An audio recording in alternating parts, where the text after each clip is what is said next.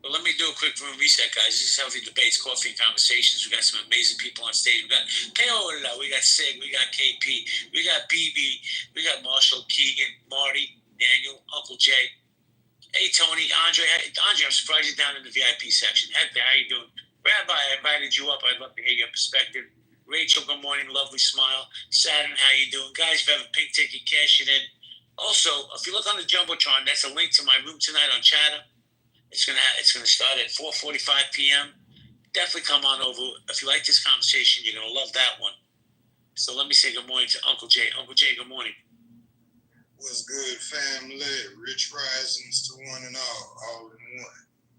We're talking about the Middle East right now. Do you want to chime in? As far as that, I mean, y'all are more knowledgeable on that. I just feel like we shouldn't even be going to war with none of these people. I don't really do the whole politics thing because people get mad at me because I feel. Because I say fuck them all. Fuck every president we've ever fucking had. And the reason I say that is because if we can send millions of dollars to wars that we ain't never been in, but we still got homeless vets walking around this motherfucker, fuck all of them. If none of them can take care of the people who fought for this damn country, I don't give a fuck what color you are. I don't give a fuck about none of that. If you cannot protect the people, even Jimmy Carter said, anybody who fights for this country should have a square deal. That means they shouldn't be worried about shit. Hey, Uncle. And Uncle, you're entitled to your opinion, but that's totally off topic of what we're speaking about. I know. As far as the Iran and all of that stuff, I mean, I can't really speak on that. So I'm going to let y'all go ahead and rock that, family. Let me get some knowledge and understanding from y'all first before I comment. I appreciate it. Thank you. I'm hang out for a while. Get money. So yeah, like exactly. I think 9/11 is a great example, but at the same time, the intel that they were receiving that Iran is going to come in, Hezbollah is going to invade the same exact way on that day. I believe they did wait and see if that was the case, because even if you just throw all your army into one direction to the south, the whole north is going to be having that same exact consequences. Thank God Hezbollah was just completely tanked on that invasion, because if they did invade, we could probably be having different conversations today. And I believe the intel that they didn't wake up BB. BB says this openly. They did not wake me up. They did not tell me what was going on. They were waiting to the other shoe to drop to be able to see how to respond the right way. And then once they realized that Hezbollah is not coming in with what they were expecting, and that's when they're like, all right, let's send everybody to one direction, because that was the plan. I think everybody could be a Monday morning quarterback, but at the same time, intel is never precise. They never tell you what's going to happen. They just said something's brewing, so you should be more afraid. They targeted us on a holiday, the last day, which was basically everybody was like able to go home and be with the family. So the army was also spread out throughout the whole country. And these are the types of things where the results of what we saw, but it could have been so much worse if even Hamas didn't think with their dicks and they just started raping and doing all this savagery, and they actually took over towns and kept them hostage instead of taking them out. The conversation would be totally different. Israel would have been on its knees, but since Hamas just stole with their dicks and Hezbollah not going in, it's why I think there was a big delay in the response, because if there was going to be two fronts, it's a totally different conversation than having everybody just focus on one area. Thank you, Mark. Everybody hold on. Dan, but with rockets, not with the invasion. No, 100%. They stood down until they got things in order. Before I say good morning to my co-host, Snod, I definitely want to say good morning to Rabbi. Rabbi, good morning. Morning. How are you? How's everybody? Fantastic. Glad you're here. Do you want to chime in, sir? I'm not exactly sure what the particular question is at the moment. Well, we're banting about. Yeah, I love these conspiracy people. They're like, Netanyahu knew that 1,200 people were going to get murdered on October 7th, and the response of Israel and the current situation of what's going on with Gaza, I think they need a different plan, Rabbi. Just my opinion. I don't think the plan they have in place is working, and all it's going to do is grow more fanatical terrorists. Just my opinion. Yeah, I mean, I think it's a little bit worse than that. I don't think there is a plan. That's worse. What happens the day after? And I think the reoccupation of Gaza is a bad strategy because it means I don't know how you split occupying Gaza, but having somebody else manage the insides of it, right? Like I don't know how you split that up, and I don't see a multinational force already volunteering to come in and do that. Look, I don't trust Netanyahu as far as I can throw him, which is not that far. I think he needs to be out. I think the reoccupation of Gaza will rip Israeli society to shreds from the inside. I think people are weary and tired of this war. Well, let me say this, Rabbi. Thank you, Fisher. And I said it earlier, and I believe it. You're in America. I'm in America. Marty's, him and I are neighbors. Daniel's over in Israel, but I truly believe that these moves that they're making over there impact you and me. Because what it does, it makes an easy target to be a Jew now. I mean, it's been an easy target, but it's even easier now because now people are saying, well, I told you it was just about the land. It was just about occupying the land. And that really puts us in even greater danger. I truly believe that. So my thing is, what's the alternative? The plan they have in place, all they're doing is cultivating more terrorists. But let me say good morning to Nye. Good morning, Nye. Good morning, JB, Sig, Marshall, everybody on the stage. Happy Friday. Yes, it's Friday. Nye, you know you can jump in anytime. Guys, we're going to go popcorn style. One mic at a time, please. Can I say something in response to Daniel? Be my guest. And I think that when we have these arguments, sometimes it's like people's like, oh, because you're questioning or you say something, and this stuff has been in the news about Netanyahu, about the intelligence or whatever. I'm not pulling out my ass, but people will say, oh, you're to blame the victim, and that's not what we're doing. That's like saying the 9/11 Commission was blaming the victim. No, I mean, it's just talking about the topics we're talking about and just saying that, hey, this is what has been brought up and this is what, is in the zeitgeist per se. You know what I'm saying? So I don't want that to be the narrative or this conspiracy theory or not. I mean, this has been in mainstream. This has been all over the news. So let me ask you a question. So hold on a second, Uncle. Hold on a second. Let me ask you a question, sir. I believe I read your profile correctly where it says you're a teacher. Yes, sir. So how do you feel about when Hamas was in control of Gaza? Their teachers were teaching the students. If you have 6 Jews and you kill 4 Jews, how many Jews do you have left? How does that resonate with you? I mean, that's a horrible thing. I'm in the Middle East. You know what I'm saying? So it's a horrible thing. So I mean, of course, it's a horrible thing. Like, and I've taught, Arab kids and kids like Palestinian, Emiratis. I'm in the UAE. So you know what I'm saying. So I've talked to all people from all walks of life or whatever. When I first came here, fish out of water a little bit. So I've got to meet a lot of people from different walks of life. And I mean, Jews, Arabs, French, Russian, whatever. You know what I'm saying? So, yeah. So that is horrible. And I think they shouldn't be teaching that, Thank you, sir. Uncle Jay, you wanted to jump in and then I want to go back to Daniel. I heard y'all talk about 9/11. From what I've been hearing about 9/11, man, wasn't no plane. And I mean, let's just be real, wasn't no plane. And Wait, are you saying all the Americans that watched planes crash into the towers saw a visual illusion? It is.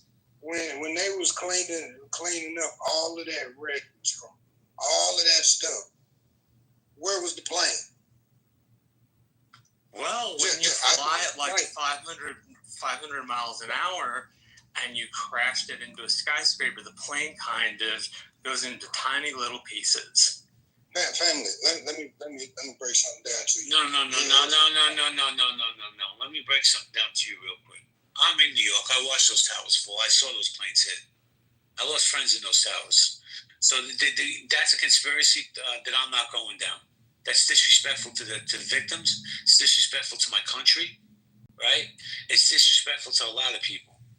So you're more than welcome to have your beliefs, but I lost friends in those buildings. So you're more than welcome to go to another room and spew all that shit, but you're not going to do it on my stage. Not when it comes to 9/11.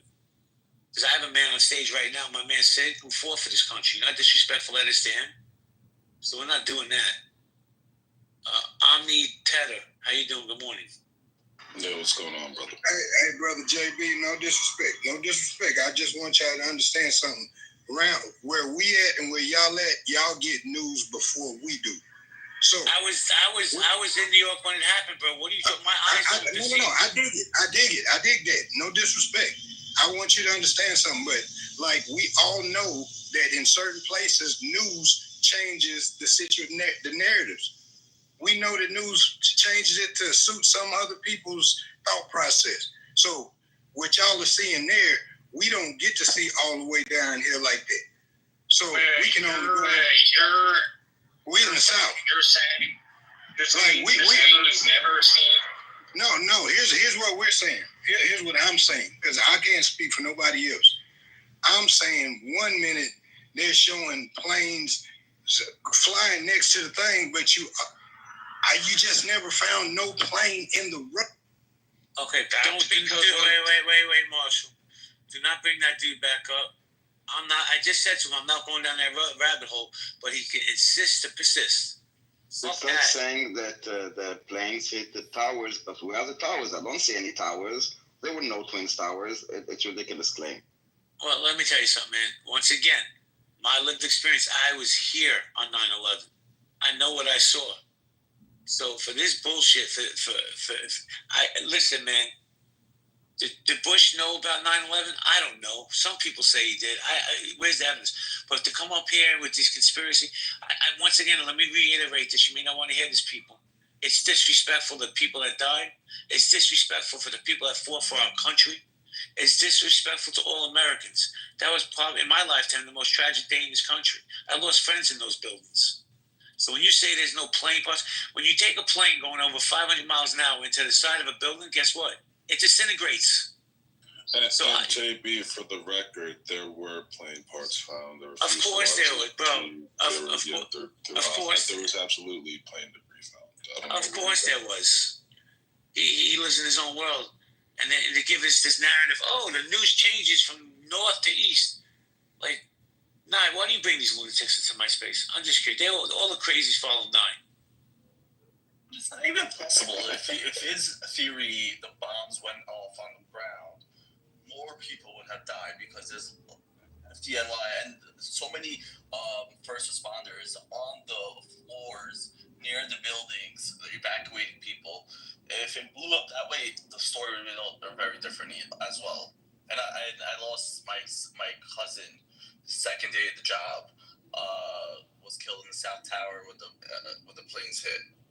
I'm sorry if you lost Marty. I lost very dear friends in those buildings.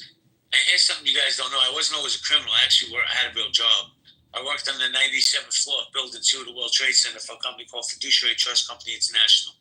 I lost many friends from that company because they weren't getting down from the 97th floor. So I asked you to stand down and not bring that up, but be my guest. BB, you want to jump in there? I want to say good morning to Zach. No, I agree totally with what you're saying. I think it's a rabbit hole, and you're going to get these weird fucking conspiracy theorists that give the most outlandish theories. I think we should totally stay away from this topic. There was video evidence, and I think it should just stay at that, and that's it. People need to have more respect and common courtesy to understand what actually happened that day and leave it alone. I'd rather talk about the Middle East and the threats that Bibi was getting. And people need to remember that they threaten Israel every day, every single day, just to see how their security moves. Why should Bibi take that day any different? And as well, they didn't wake him up to let him know. Was there other people that wanted the attack to happen? The way I look at Bibi, he's a true patriot. And then you have these outlandish theories that the reason Bibi let it happen because he's trying to evade a trial. People forget how old he is. even if he was to get found guilty and go through the whole appeal process, he'd be like 88 years old. He wouldn't serve a day in fucking jail. Like, it's just people will come up with the craziest theories and blame. Wait. But BB, let me just say this. You have to, do you know where these theories are based in? They're based in anti-Semitism. That's really what it is. 100%. And baby, the trial is still ongoing. So wait, can I just ask a question? This has all to do with Jew hatred. It has nothing to do with Hamas. And I understand whenever somebody was talking about earlier that Israel only spent, somebody said, I think 120 million. Why would they spend a fucking dollar? They understand it doesn't matter what they put out there. Jew hatred is Jew hatred. You're not going to change the narrative of the Jew haters. People wake up, cut their nail too short, they blame the fucking nail clipper saying a Jew made it. People wake up, their wife's fucking their neighbor, they blame the Jews saying Jews sold them condoms. Jews on the media, Jews on the... Come on. Can I just clarify what's being said? It's not come on, bro. This is all about Jew hatred. Really quickly, are you saying Hold on. If you're going to clarify things, understand the context that we've been talking about this for about 2 hours. I've been listening the whole time. You've been in the room the whole time. I've been listening the whole time. You're talking about the October 7th, correct? So give us clarity. Go ahead. I think what was just said was BB is saying that anyone who claims that Benjamin Netanyahu had prior knowledge of the October 7th attacks or there are a faction of the Israeli government who had knowledge of the October 7th attacks and allowed it to happen, that's anti-Semitic? I said Israel receives. But on October 7th, the attackers, themselves didn't even know.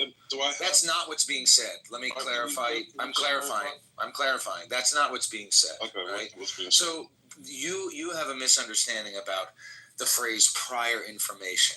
You're not understanding that from the Israeli perspective, in the realm of reality, there is always a threat of an attack from Hamas. There is always prior information. They're planning this, they're planning that. I was watching the attacks unfold on October 7th, October 8th, October 9th. On October 7th, the day it was happening, October 8th, I was working that day. I could not concentrate. They sent me home early. They said, you can't focus. Just fucking go home early. You're staring at your phone all day. I was looking at Telegram channels from Hamas members who were posting everything in Arabic. I don't speak Arabic, and I'm not posting. And the only thing that I understand are the videos that they're sharing. And they did not know themselves that it was happening until the morning of the attack. There were people who said, hey, we're going to do this. It's go time. So when you say that Netanyahu had prior knowledge of the October 7th attacks, you might be referring to one of two things. You might be referring to there was like a 20-minute delay, which I don't think is what you're referring to, but we could talk about that. The delay in communications because it was a holiday and who knows what the fuck was going on. That was a 20-minute delay or something that's been reported, widely reported. The other thing that you could potentially be referring to is that he had some knowledge like days or weeks in advance, and he knew that Hamas was planning the attack, and he let them in like it was Red Rover, that you like let them break through. I'm not suggesting either one. I'm just challenging the idea that the mere suggestion that he had prior knowledge. Right. So I didn't conclude with that. So the reason why it's anti-Semitic, or people are saying it's anti-Semitic, is because when you hold Jews to some other double standard that you would not hold a normal person to, that can be interpreted as Jew hatred or otherizing the Jews or something. Can you point out that double standard? Oh, hold on a second. Hold on. Everybody, hold on a second. I can't believe I'm going to say this publicly, but I actually agree with my friend. He actually made sense today. God bless him. He had coffee. But go ahead, BB. Does racism exist in the United States? No, I'm asking you a question because people say that in Israel, Jews and Israelis are racist towards the blacks. It exists. Racism exists all over the world, but why is it under the microscope when it happens in Israel? Israel's not allowed to be like any other country. You don't think that's true? Really? Okay. No, I think racism is pointed out by like everyone, right? no matter where it is, right? There might be groups that you don't like. That you're not privy to. But yeah, like there's people screaming like about atrocities about everything. Check this out. Racism exists. It's rampant in America from every side, but so does anti-Semitism. See, before October 7th, I know, Sid, people would whisper under their breath anti-Semitic thing. People in America will use the N-word like it's nothing, bro. They'll throw it around like it's Halloween candy. But they weren't so free to use the anti-Semitic tropes that they used until October 7th. And now it's been normalized in our society to hate Jews. And that's not just my opinion, that's my lived experience. But go ahead, nobody interrupt this gentleman. If you want to grab the mic, Ami Theater, be my guest. I can't deny that there's been an uptick in anti-Semitism since October 7th. Like, that's just undeniable, right? But when we're making comparisons, I'm not sure if we want to do the oppression Olympics thing, where it's like, oh, who's more, discriminated against Black folks or Jewish folks. I don't know. First of all, I don't think it's close. I think there's a lot of anti-Black sentiment that's just like historically baked into this country and into society. As much as we wash it away, there's still, the remnants still like linger there a little bit. So, and I think largely most people. I don't think anti-Semitism is like. Can we agree that? Can we agree that anti-Semitism? Well, because you're saying stupid things, and I just want to get an agreement. No, I'm just saying things you would disagree with. Okay, well, you're doing a good job, but you won't agree with me that anti-Semitism and racism is prevalent in this country? Prevalent. I would say there's an uptick. I don't know if anti-Semitism is prevalent in this country. No, I'm not sure. Okay. All right, let me say hello to Stan. What's up, Stan? Hey, GB. Hey. Do you want to chime in? I'm just curious. Sorry. Go ahead, the mic is yours. Hey, I'm just curious. Like, how is Jew allowed to be hate? I mean, Jews can do whatever they want. They can kill like a lot of the civilians, and they're not getting punished. They're not being like people. It's not allowed to hate like you Jews. put 2 million people in concentration camps in your country. No one's allowed to disagree with you guys. I guess that's what this kind of room is. Healthy debates is a room where everyone gets dogpiled that disagrees. That's what healthy debates is about. Concentration camps in his country. Why is he? Marty, respectfully, Stan was talking. He just bogarted, and that's what makes. And I'm not gonna bullshit you here. You can call me anti-Semitic, whatever, but your people do that a lot. When someone your people do that a lot. Say, come on. Yeah, no. For fuck's sake. Don't be fucking ready. Well, here we go. Now you cut me off. Because it happens. No. Well, maybe because your people. You can say Marty. Because it happens. Hold on, everybody. So then you can get the fuck out. Okay, if it's that ridiculous, if it's not up to your intellectual capacity, you're more than welcome to leave. Okay?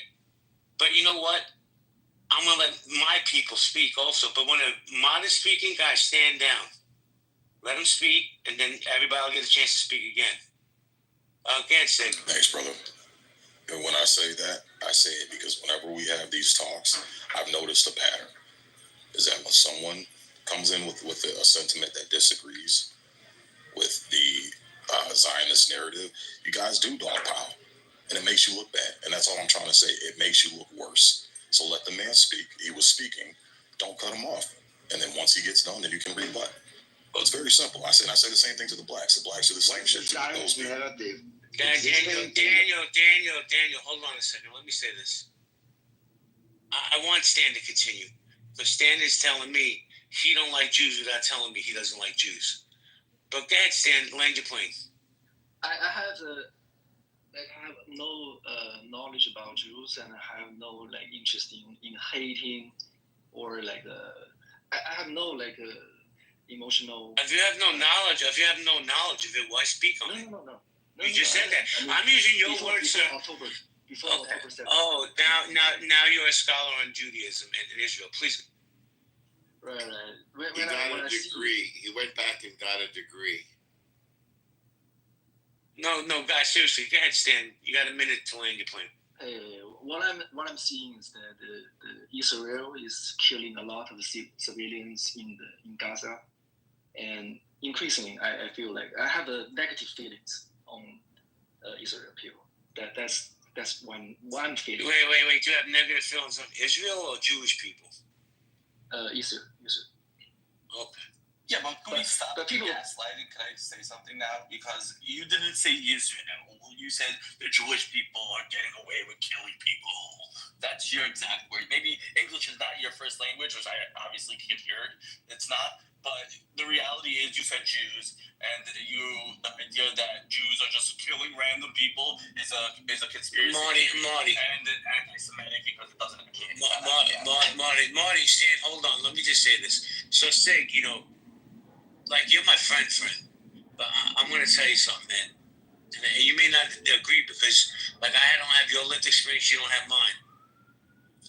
We gather up like this and we dogpile on people, and I'm keeping it real with you because we're targeted right now.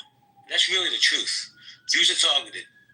And you guys can give me all the emojis you want and shit like that, but when we get targeted, we gather around each other. So that's I just wanted to say that to you. And now, if I may, just one sentence. Not only are you 100% correct, we are targeted right now, but also when you talk about the anti-Zionist narrative, when things contradict the Zionist narrative, Sig, respectfully, things that contradict the anti-Zionist narrative abound. Anti-Zionist narratives abound. They are everywhere.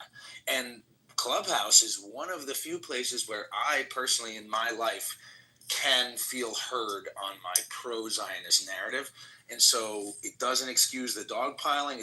I like it when people don't interrupt each other. I like it when people are brief, I'll just say this, along with the one mic policy, you've got to be brief, right? So it's frustrating when people drone on and on. It's also frustrating when people interrupt. But to agree with JB, we're targeted now, and Clubhouse is one of the few places where we can feel heard on our pro-Zionist beliefs. Thank you. Yeah, okay, so let me respond to that. So I hear what you're saying, but that was not my point. The point is Stan was talking. Stan was barely off mic for 15 seconds, and Marty just came in. And what I've noticed is a fucking pattern with this. It's like October 7th last year. I came into JB's room, and JB said, "Hey, Sig, welcome to the stage. What are your thoughts on this?" I said, "JB, I'm just getting into this. I'm not well-versed, but I hate to see innocent people dying on both sides." You know who a bunch of people came off mic? A bunch of Israel supporters came on. What, do you support Hamas? What, do you support Hamas sympathizers? What do you mean? I'm like, whoa. I said, calm the fuck down, bro. So all I'm saying is, when you guys act like, and you guys act just like the blacks, because I give the blacks the same shit. So get offended by you people. I do the same shit to my fucking people too when they act like fucking idiots and get their panties in a bunch and can't control their emotions. Is that it makes you look bad, and then people don't want to hear you out, and people don't want to fucking support you. That's all my point is. But well, let me jump in. Hold on, Daniel. Let me jump in. And I don't speak for all Jews. I just speak for this Jew, this cracker in the corner, Sig. I know it's been 2 years since this war has started, this conflict, whatever people want, this genocide, like some of you idiots like to label it. But for some of us, and I'm going to keep it 100, it's still very raw. It's still surreal what happened on October 7th. And I'm not justifying people dogpiling on other people. I want to hear what Stan has to say. I want to hear what Nye has to say. I want to hear what El Nomo has to say. But for me, it's still very raw. The images I saw on that day are embedded in my mind forever. Doesn't make it right to dogpile on somebody. I'm just telling you my perspective. But before we continue, I definitely want to say good morning to Rachel. Now I'm going to go to El Nomo. Good morning, Rachel. Can I raise my hand? How do you do it? I have no idea. But the mic is yours, ma'am. Just good morning, and I love this discussion. I love your room. I just have 3 questions that you can answer, probably anyone else. Let me preface by saying, as I said before, blacks don't really know much about Judaism or being Jewish or anything because we have our own plight.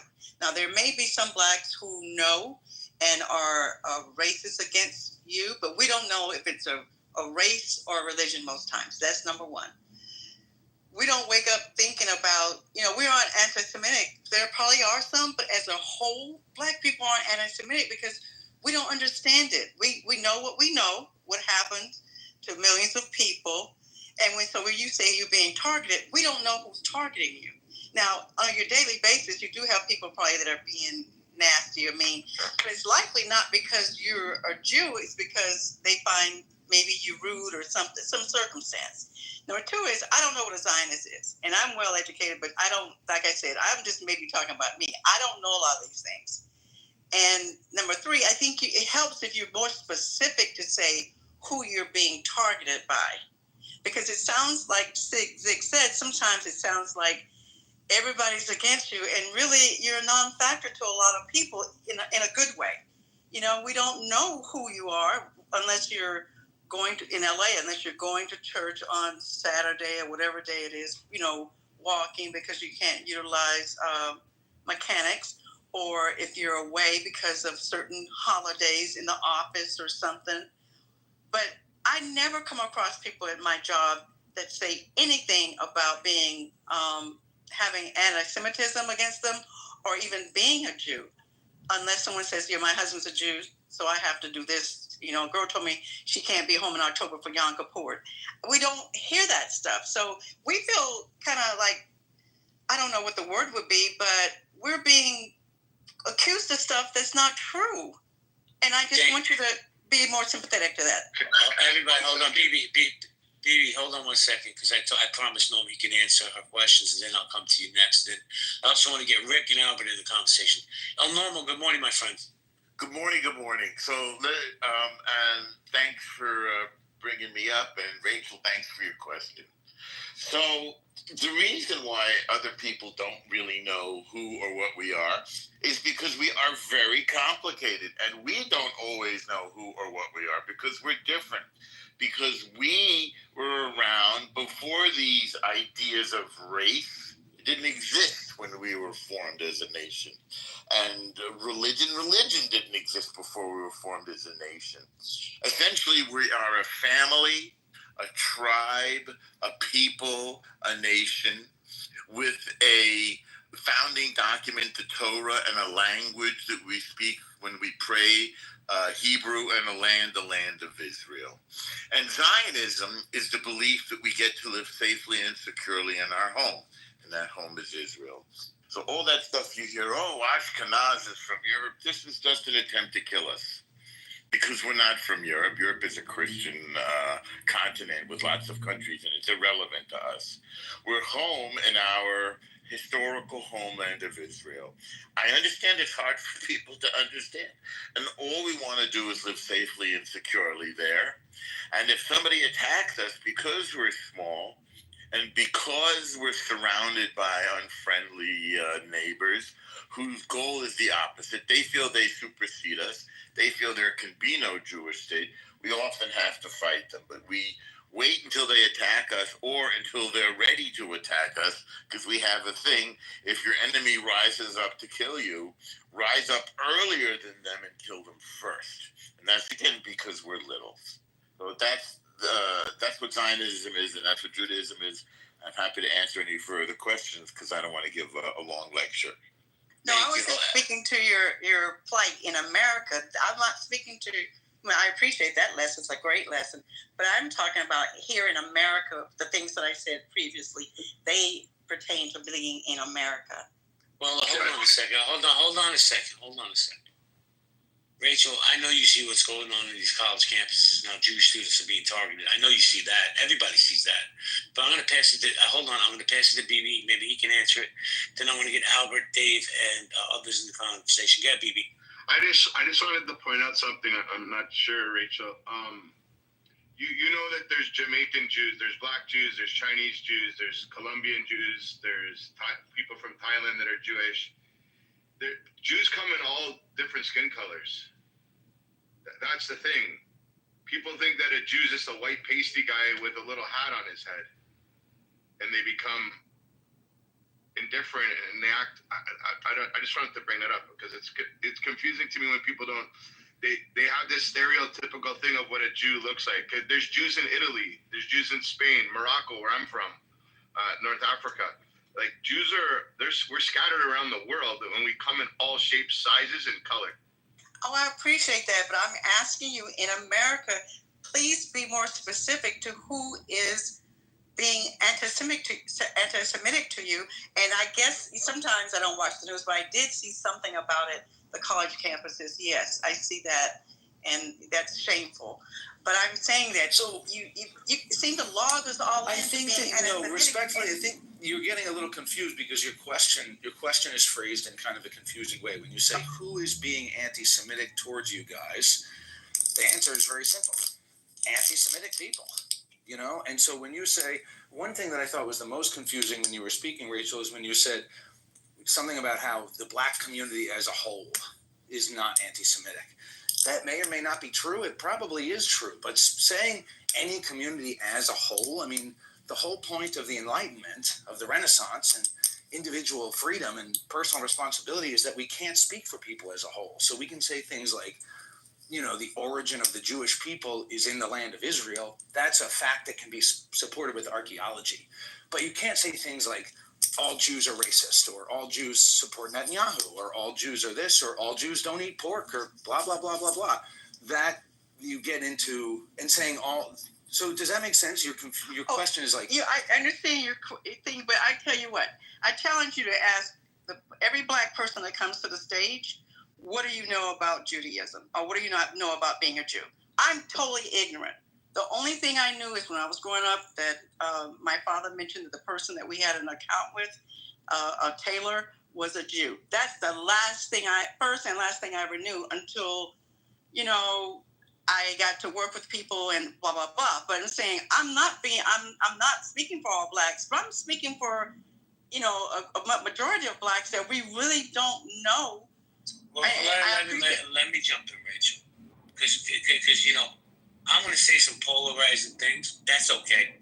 All I ask is people to respect the one Mike policy. I wasn't around in the 60s. Maybe El Norma was when the civil rights movement went. You know who stood shoulder to shoulder with the black community? That would be the Jewish community, shoulder to shoulder. And I have to tell you, I find it very disheartening that, and I'm not saying you, Rachel, I'm just saying people in general from the black community don't honor that we stood shoulder to shoulder with your community. And I'm gonna keep it a buck with you, Rachel, because I like you and I respect you, and I'm not saying you, I'm just saying in general. My lived experience, I've seen more anti-Semitism and hate coming out of the black community towards the Jewish community than any other community. And I just don't understand it.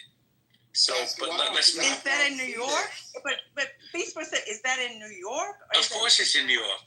No, it's in New York. I'm talking on my lived experience. Okay, see, that's the thing. New York is a whole different animal. So I understand you probably see it there because you guys are shoulder to shoulder, and I do understand that Jewish people did help us. And I'm just saying that I don't see it. I just don't see it. Maybe I live in Los Angeles.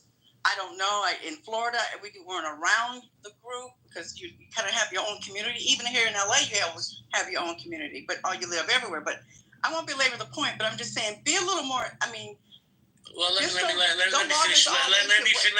finish my thought. Okay. Because not all Jews are monoliths, right? I'm a different type of Jew than El Normo or Rabbi or Bibi. I have tattoos. I eat pork. I shouldn't have either one of those, but I do. It's not a religious thing. It was me living my life. But rest assured, October 7th came, I'm a Jew. I've always been a Jew. I just don't talk about it on this app because you know what? It's like these people grab the lowest hanging fruit and say, oh, he's a Jew. Let's automatically hate him, which is bizarre to me. But let me tell you this. Here in America, we are the bullseye right now. Walking down the streets. And listen, there's parts of Brooklyn I can go into right now, right, that I'm not going to be accepted as a Jew. Most of the people on the stage aren't going to be accepted. Very secular people. It is what it is. Doesn't mean I'm less of a Jew or I'm not proud to be a Zionist. I came on this stage early this morning. I had this room open since 6 o'clock this morning. And one of the first things I spoke about when we were speaking about Israel, Zach, I need you to mute up, man. Zach, can you mute up, please? So one of the first things I said was, I don't agree with what the IDF is doing right now. Doesn't make me less of a Zionist. Doesn't mean I don't love my Jewish brothers and sisters. Just means I disagree with the government. But let me say, hold on, bro. All right. I know you're sensitive. I brought that up earlier. I was going to agree with you, actually. But... Thank you. I don't need your agreement, but thank you. You can go listen for a while. Now, I brought this up earlier, how the men on this app are hypersensitive. He kicked me out of his room 3 days ago. They were talking about normal. I'm like, who gives a fuck? It was 3 days ago. Grow up. You hurt my feelings. Man, squeeze your balls and be a fucking man. Stop the bullshit. But anyway, I part of my language, Miss Rachel. Let me say good morning to Albert because he's been patiently waiting. I wanted to bring you up short for 1 second, Jay. You said I was around in the 60s. Did you mean the 1960s or the 1860s, man? 1860s, Norm. 1860s. The 1760s. El Normo was out there protesting with. He was out there protesting with Lincoln. But let's go to Albert. Albert, good morning. Hey, good morning, JB. Do you want to chime in? Yeah, actually, I want to chime in and comment on Stan, the Chinese guy. What he tries to say, I think I just want to explain and elaborate on that point. I think what he tries to say, like the anti-Semitism is not Chinese.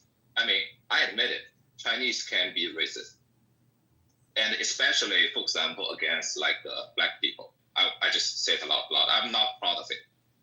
I feel bad about it, about our people. But the anti-Semitism is not Chinese. There's no religious, there's no culture, there's no geopolitical beef between us. Actually, as far as I understand, maybe it's a lie or propaganda in Chinese history textbooks as well, but Chinese has been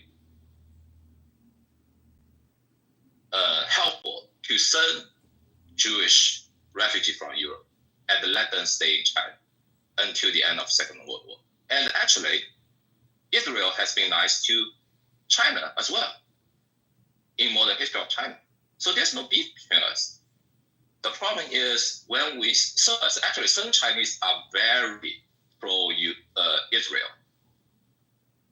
But for some of us, like me, and I think for Stan, and I speak for him, so sorry if I keep me honest here. So I think what he tried to say, and I want to say is, what we see what we see. And we have a problem with that. And please don't label us anti-Semitism. Because it does not make me feel shameful. It does not make me feel outrageous. It makes me feel weird. Like I like apple. I don't like maybe watermelon, but I cannot dislike a fruit. I haven't tasted. Right? There's no historical, religious, cultural beef between us. So not any. I mean, please, apply to not just the Chinese, but to the general audience or the general discussion. Don't label anyone who criticizes Israel as anti-Semitism. Okay, thank you. Yeah, it's stupid. Thank you, Albert. Appreciate it. So I'm going to ask, hold on, Stan, because I know we have Chinese contingent in here right now. El Normo, let me ask you, should we go to Rick? Because I don't know what he's going to say, or should we go to Jamal? And I know what he's going to say. Do you want to turn up the heat a little bit or no? Dave, I got you. Dave, I got you, Dave. All right, let me say good morning to Jamal. Good morning, Jamal. Good morning, JB. Hey, before I say anything, I want to say I love you and I love the room. Oh, man, you stroking before you start. Go ahead, baby. No, but let's get right into it. Do you consider, and all your fellow Jews, do you consider yourself European or Jewish first? There's no European. We're Jews. Europe is a Christian continent. Jews are different. We're not European. Okay, we have to go into the Ashkenazi, Eastern European people. So you don't consider yourself Eastern European? That's where you're from. Well, you're incorrect about that. And you asked and I answered it, and you're having difficulty dealing with the truth. So I ask you, why is it difficult for you when you ask a man a question? Why are you arguing with him about who he is? I wouldn't tell you who you are. If you told me you were an African-American man, I wouldn't say, no, you're from Detroit. or whatever. So why do you have difficulty affording the same respect? Because what you're doing is you're riding a line in the United States of America where this country is founded on racism. And not only is it founded on racism, it's founded on colorism. You're right about that. And that's, I know I am. So we came in, and at first we were black. Well, I'll be quiet. But we'll talk back to each other. You don't have to. Can I make one short comment? No, that's what you want. You don't want dissent. Let him finish. Hold on a second. Man, Omni, how you trying to check my room? It's just like enough, bro. So I'm just going to show you to the door. Have a great day. Stay safe. I want to give Rabbi a chance to have dialogue with Jamal. Rabbi, go ahead. Yeah, just a short comment that, for basically all the time that Jews lived in Europe, nobody considered us European. We were told for all of those thousands of years, you're not European. You're Jewish. Good point. Correct. I still don't understand. Jamal, you can't respond, but no, I'm going to give you a chance to respond, I promise. But my thing is, respectfully, what does that have to do with what we're discussing? Who cares where Jews are originally from? What does that have to do with today, right now? Well, because here's the reality. You're walking around here, blonde hair, blue-eyed, brown hair, brown-eyed. You're walking around here as Caucasian, white, European. And you're moving throughout the community. And, well, you said yourself today that you don't even tell anybody that you are a Jew. You rarely even speak that. But wait, who said that? Who said that? I thought you said that. I believe you. I respectfully, you gotta get some Q-tips because your hearing's off, because I never said that. Well, excuse me. I thought I heard someone say that they ate pork and that they did not always tell everybody. No. That see how you spin the narrative. I said I eat pork and I eat pork and I have tattoos. I'm not like the regular Jew. But I never said I'm not proud to be a Jew. I won't announce it to the world. I'll go to Times Square with a fucking sandwich board on saying I'm a Zionist. I can care less. Okay. Well, the point of what I'm making has nothing to do with that. The point that I'm making is you are getting white privilege in the United States of America. And because you're getting this white privilege, but you're still trying to cloak yourself as a minority, and you're not a minority. White privilege is a myth. That's been debunked. Hold on. It's been widely debunked. Everybody, hold on. Let me just explain something to you, Mr. Jamal, real quickly. When I go to DMV and I have to check off one of those boxes, Jew is not there. White is. So that's the choice I have. That's what the government's done, not me. If there was a Jew Zionist box, trust me, my friend, I'm putting it on my driver's license. I pick other, by the way. All right, but you're a Catholic. I also always check other. Respect to that, Norm. Okay, all right, and that's fine. I have no way of knowing what you check, but you're counted as you move around this society as a white person. Right up until the point that a neo-Nazi group or some other big you're out there Jew. Exactly. Can I let me say it this way? It's really not much protection. If you just give me a second, it's really not much protection at all. The moment they find out or suspect you're Jewish, they think the same thing of Jews they do with black people and Hispanic folks. Good point. Right? You say that they have the ability to pass for white. Again, if you pass for white, but you're always worried somebody's going to hear you're a Jew and discriminate, then you are in a discriminated minority class. You don't have to like the fact that Jews had a diaspora that went to Europe, and so some of them are white. Again, that the white comment works all the way up to when the KKK or the neo-Nazis figure out you're Jewish. Then at that point, you're lumped in with the same bucket. Let me jump in for 2 seconds. I just want to ask Jamal a question. I promise I'm going to let you land. And it's really just yes or no. Were Jews slaves in Egypt? Were they ever slaves to Jewish people? Not Ashkenazi white people. Oh, okay. No, they weren't.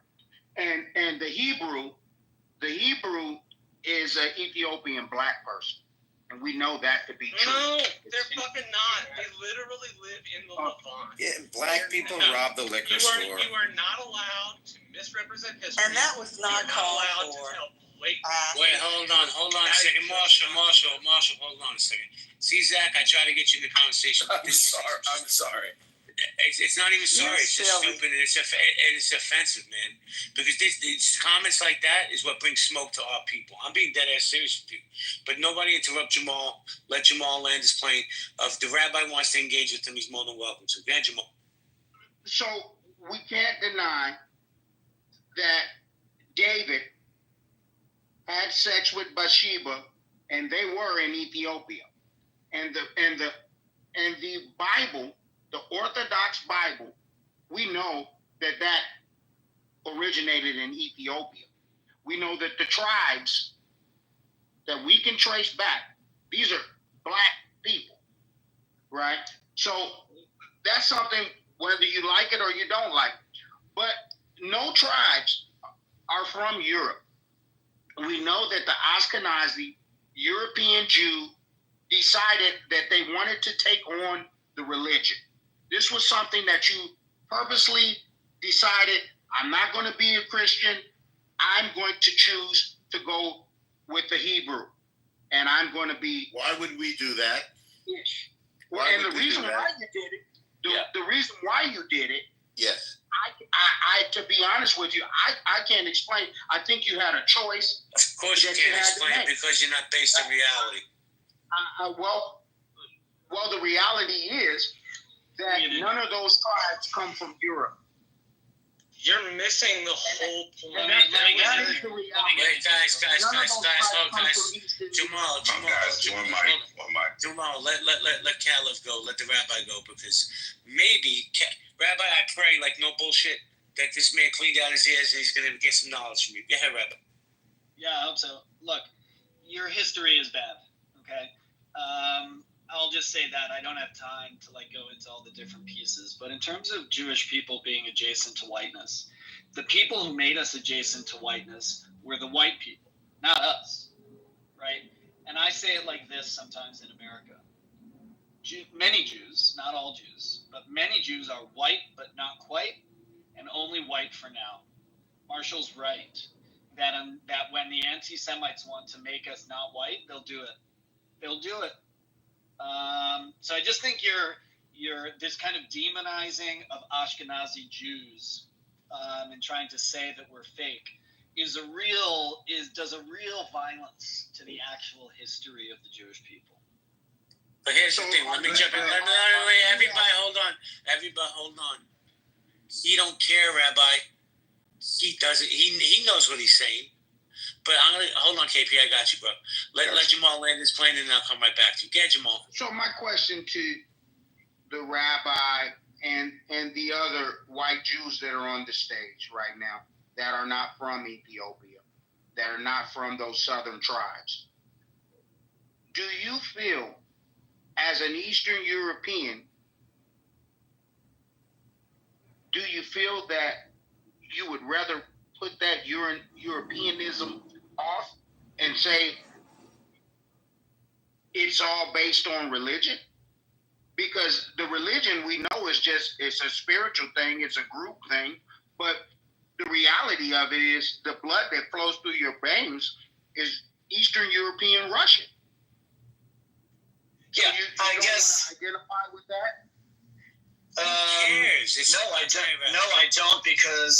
don't because that was an accident that my family ended up in Eastern Europe. This guy doesn't understand just like it was an accident. Just like it was an accident that different families ended up in Morocco or Libya or Iraq, right? That was kind of like we didn't control our movement necessarily around the globe.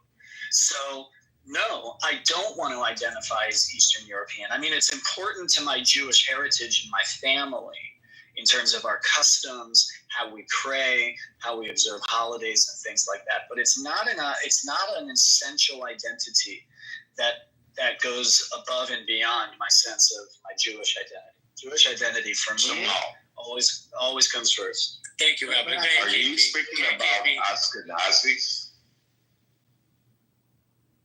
think I've said it several times. Because you are correct. The different sectors of Jews, and you're correct. They were different breed.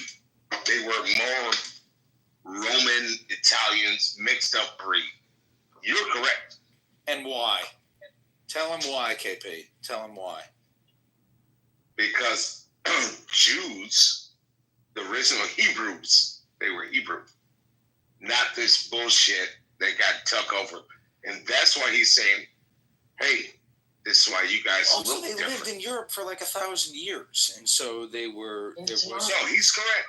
It's not just that. It's like how narrative, guys. This room's turning. Like, this is BHI talk tracks. This is crazy. Oh no, I'm not a fucking one of those Hebrew Israelites. No, hell no. But he's correct on this history. He's correct. There's an important point. Let me just make, Marshall, just one sentence, which is that It's never one sentence. But go ahead. It is. This will be a really short one. They lived in Europe for a long time, so there was some intermarriage with European non-Jews, and also Jewish women were sometimes raped by European men. So there was consensual and non-consensual genetic drift thing. Well, let me go, Marshall. Hold on, Marshall. It sounds good. Hold on, Jamal. See, here's the problem that I have, and maybe nobody else does. It's the deflection. The truth is, I don't give a fuck where my family came from. I'm an American Jew. I pay American taxes, that's for sure. Let's come back to modern times. I don't care where my great-great-great-great-great-great-grandparents came from. It has nothing to do with who I am today. So let's get back to the topic of today. And you know, it's amazing on these stages and these spaces and places how people could tell me they're anti-Semitic without telling me they're anti-Semitic. It's amazing to me. But I'm going to hand the room over to Sig, Nye, KP, and El Norma and Marshall. I got to step aside for 5 minutes. Please play nice with each other. Gotcha. Can I say something about Hi, everybody. Can I interject real quick? Yeah. So hi, good morning. I want to apologize in advance for my bad English. I don't have a very rich vocabulary. This is not my first language. I'm Italian. I've been listening for a while, and I think it's a productive conversation that we're having here. And I think, but I don't understand on which basis sometimes somebody is called anti-Semitic. I don't understand. I'm not a pro-Israel, pro-Hamas, pro-nothing. I'm just here to understand the whole phenomenon because I many times, pizza, normal, correct. Because sometimes I see, like, example, JB called this guy, Jamal, I think, anti-Semitic, but honestly, 100,000% honestly, I don't understand why. I don't understand why is this guy anti-Semitic. I don't get it. I'm not playing dumb. I'm not. Because he takes the history of Judaism and where it came from and inverts it to a place that it never came from and has no archaeological evidence to support it. That's why. It doesn't make you anti-Semitic. Correct. You're correct. A lot of times when you disagree with someone who's Jewish, they will instantly label you anti-Semitic. It's just like the blacks. That's what I'm saying, man.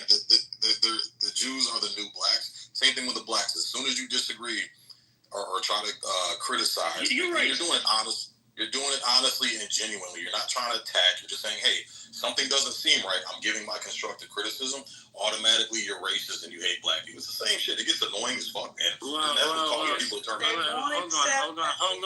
on a second, please. I'm just going to say this, then I got to step away. When you try to change the narrative of the history of a people, to me, you're anti-Semitic. When you try to fit a square peg into a round hole, guess what? You're anti-Semitic. He's trying to change an entire history like he's an expert on our history. Here's my advice. Learn our history before you speak on the history. But I'm going to hand the room back to the mods. I have to step away. Thank you. I'll speak to the Ethiopian thing. Now, you may... Hang on. I'm going to jump in after Jay. Hang on 1 second. So, brother comes up and says, Ethiopia, like he knows something about Ethiopia. Ashkenazi, like he knows something about Ashkenazi. This is a guy who's never been in a synagogue. This is a guy who's never opened a Jewish prayer book. This is a guy who's never met an Ethiopian Jew in his life. So it's ignorant. And then he'll double down and triple down. And to be honest, it's sort of sad and embarrassing when people are this ignorant. You probably don't know this. If you know black Jews, they're most likely Ashkenazi. Why? Because black Jews in this country converted with Ashkenazi brothers and sisters and neighbors. That's just a fact. I daven with many black Jews, and they daven Ashkenazi. Ashkenazi is not an ethnic group. Ashkenaz, it was a region in Germany where there was great Jewish learning, and so we call them Ashkenaz. It doesn't mean that they're white or black or blue or orange hair or yellow hair. It means that they wrap their tefillin in a certain way, as I'm about to go do in synagogue, and they daven a certain way, and they eat certain foods. Doesn't make them any more or less Jewish. I have a brother on the stage who can identify himself. I'm not going to out him. He's from Syria. So he's that kind of Jew. And he wraps his tefillin a certain way, and he eats certain things on Passover that I don't eat, which we're always jealous of. He gets to eat rice on Passover. I don't. That's a big joke between us. And when they're finished not eating bread, they have a big festival of baked goods. They have different customs, but we're all the same Jew. This is what you don't understand. It happens to Ethiopian folks who are our brothers and Jews. They don't speak Hebrew. They have to learn Hebrew because they were Judaized. They didn't have all the same books and stuff that we did, but the rabbis looked and said, we determined that they are also Jewish, so they're welcome in the land of Israel. So many people are speaking through their chapeaus, as we say, out of pure ignorance. It's sort of funny. It's like going to, again, it would be as offensive as you said to a black guy, well, listen, you got no link to Africa. You're from Detroit. I'm telling you, you're just a person from Detroit with a suntan or something ridiculous. Like, that's how stupid it sounds when people try to tell a Jew who they are. I'll mute up. And I was just saying that we are. I'd like to continue. Rick, hold on a second. Let Rachel. Go ahead, Rachel. I was just saying earlier, some of us are ignorant in different ways. I don't know how ignorant Jamal is. You know, he may be ignorant in some stuff that he thinks he knows and doesn't. But some of us are totally ignorant, and we're learning in this room. But it's the crybaby stuff that we can't get past because we don't know what's real and what's not. I don't know who's crying, but let me say this. Rick, I got you, bro. You got to show a little mic decorum. I don't understand. If you get labeled Ashkenazi, that's a bad thing? Like it's spewed out here like, oh, he's Ashkenazi. So what? Who gives a fuck? Who gives a fuck where your family 5 generations ago is from? This is the divide we have in this world, in this country. Everybody wants to grab the lowest hanging fruit and try to fucking weaponize it. It's bullshit. Rick, land your plane, then I want to go to Dave, and then I want to get George joining in the conversation. All right. Just want to. Just want to say a couple of things. So, the other day we were in another room. We were talking about what they're doing. Example in Gaza. Yeah, I come from a military family. My cousin used to work at Lockheed here in Italy. They got different offices, and I know certain things about certain weapons that are tested today. Example in Palestine, and we were discussing about this. But all of a sudden, just because we were discussing military tactics and whatnot and weapons and stuff that have been tested on the population, all of a sudden they call me an anti-Semite. It's like you're having a conversation with somebody. This somebody disagrees with you about certain technical aspects, and now I call this somebody. Actually, this somebody calls me an anti this somebody. Like if I disagree with Sig, I say to Sig, "You're anti-Rick." You know what? You're anti-me. No. This is very, very, very dishonest to me. This is absolutely dishonest. And actually, if somebody comes at me saying to me that I am anti somebody, then I honestly 100% understand that this person comes with an agenda of lying on what this guy is doing. Because there is no reason. So you want to beat me on the argument? And actually, it's not a competition, by the way. Then comment on the argument. Don't call me an anti-whatever. Call me, no, you're wrong on XYZ because XYZ is not happening for such and such a reason.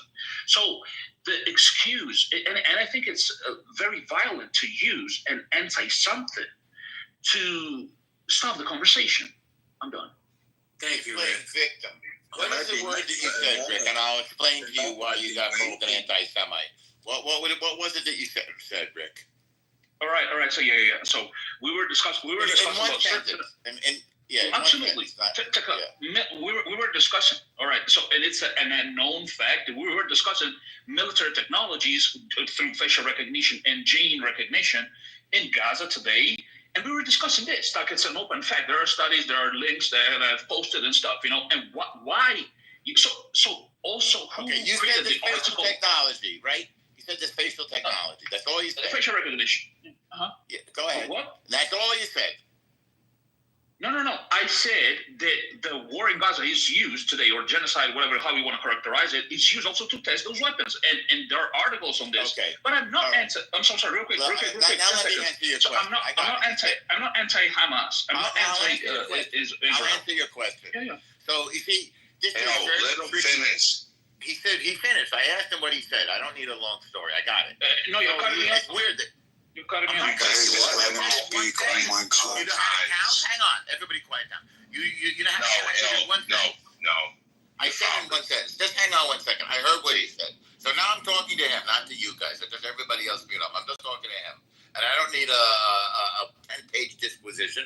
I said, what did you say? You said facial recognition, genocide, and testing technology. So, Rick, I'm going to give you your answer very simply if you're listening. Are you listening, Rick? You don't even have to mute up. It's just between me and him for 1 second. All right, Rick? You there? Yeah. I wanted to finish my sentence, but no, it's not okay. You get well, you just gave me.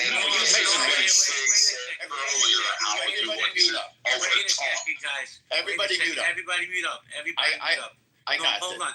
No, yeah. I'm not saying you don't have this. Yeah. Let him finish. Let him land his plane, and then I'll give you a chance to rebut. Go ahead. Okay. Now, wait. Before you tell him to go ahead, you said facial technology, genocide, and testing new technology. Is there anything I missed, Rick?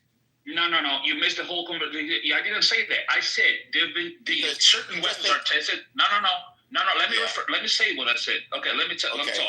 Okay. I said so facial recognition technology and gene technology are tested today in Gaza. And I said, wait. I said it doesn't matter how you characterize the whole situation as a war and or a genocide. It doesn't matter. Those weapons are tested, and automatically, because I've been commenting on this thing, that is a fact. There are links on this. I'm an anti-Semite, and this is crazy. Okay, you made that point already. You didn't change anything. Okay, now I'm going to respond. Thank you very much. So you said exactly the thing that I said. So I'm weird. It's weird to me that you said you didn't finish. I exactly said what you just said. Facial technology. Then you added in gene warfare, which is a weird fantasy gene warfare. And then you said genocide. Okay. So here's the problem. There's something called a blood libel. So when you take a truth like, yes, there is a war in Gaza, and then you take another truth like, yes, Israel does test weapons because Israel is often at war because people attack Israel.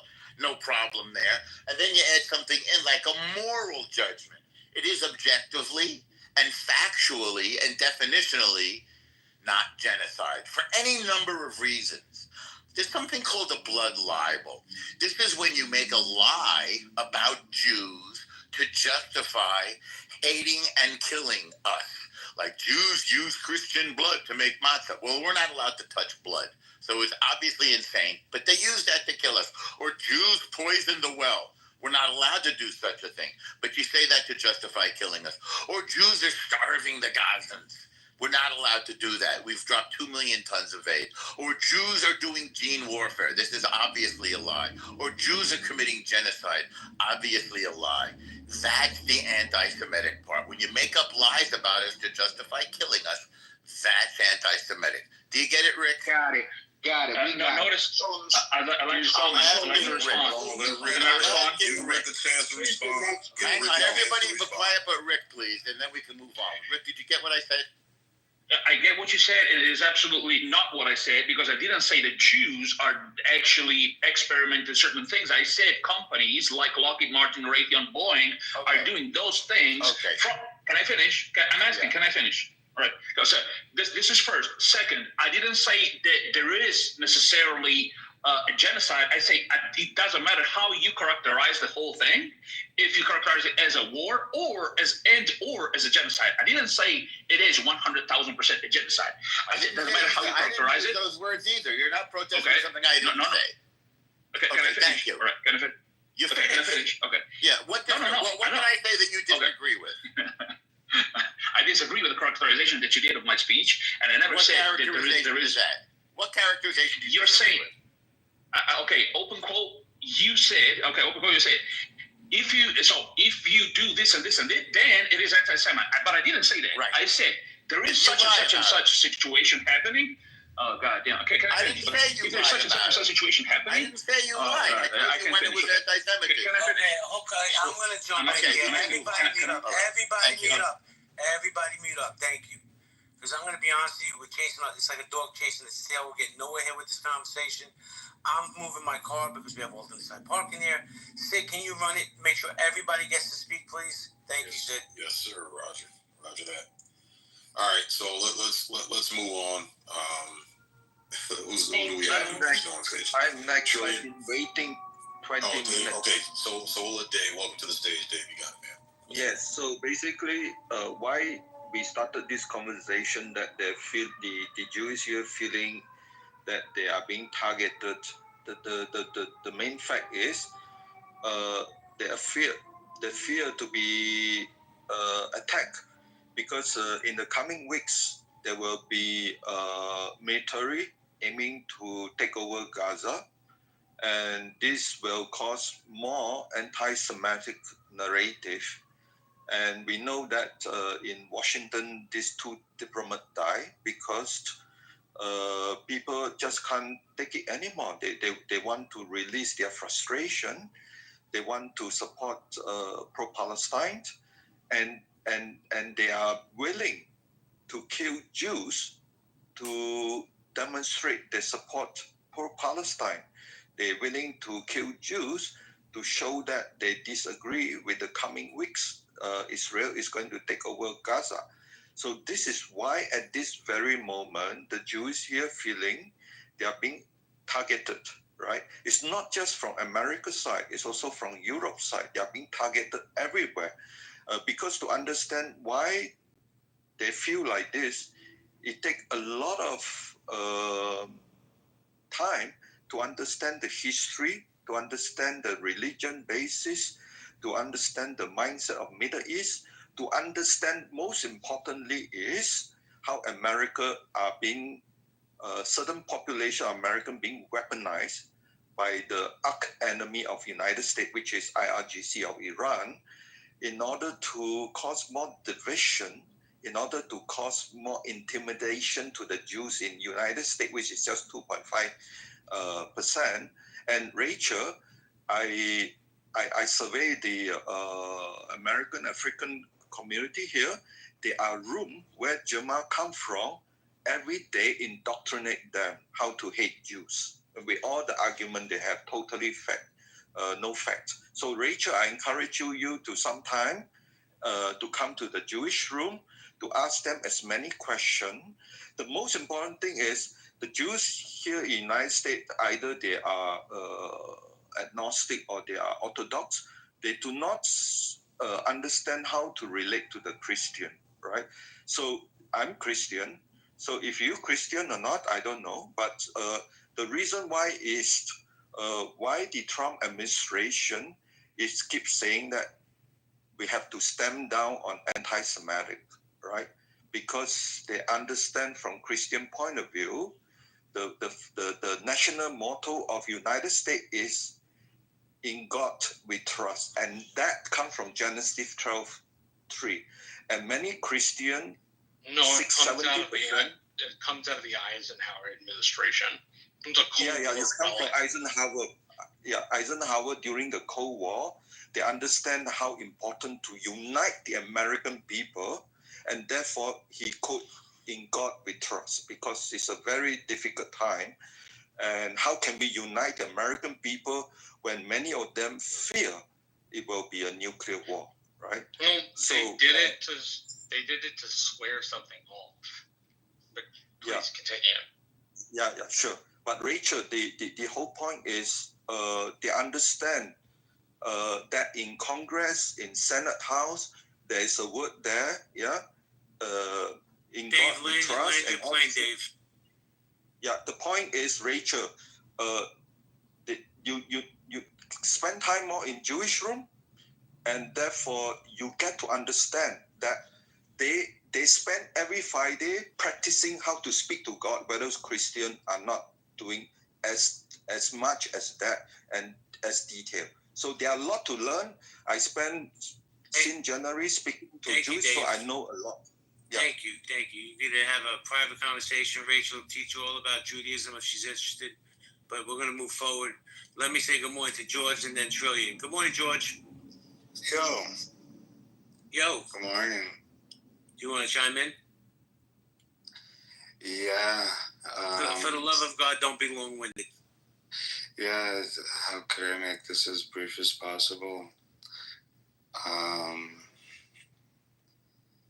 The Jewish people. All right, we're going to move to Trillion because that guy sounds like he's talking in quicksand. Good morning, Trillion. Good morning. Talking in quicksand. Okay, so wait.